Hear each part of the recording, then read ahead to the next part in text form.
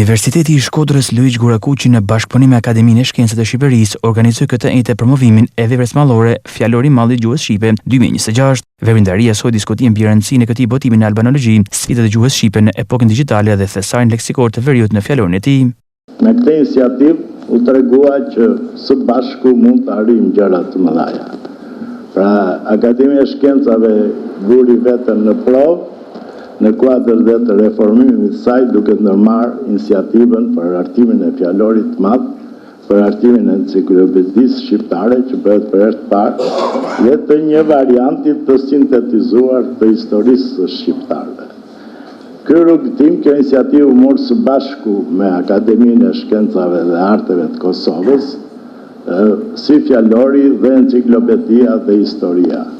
Por për arsye pastaj të teknike, sigurisht shkalla e pjesëmarrjes në hartimin e tij ishte në zgjedhje të çdo institucioni. Por ajo që është pozitive ishte që me rënien dakord në parim midis dy akademive për të ndërmarrë këtë iniciativë të rëndësishme,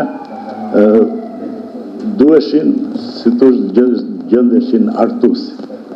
Dhe pikërisht këto është për të vlerësuar gatishmëria, predispozicioni i Valterit dhe profesor Janit për të drejtuar këtë proces. Duhet patjetër që ky zhvillim të pasqyrohej dhe leksikografikisht. Megjithatë, prapë ishim detyrim tjetër. Pasqyroja që kishim në kartotekën e leksikut të gjuhës shqipe. Fjalorët e mbarshëm nuk ishin ata që shqipja kërkonte.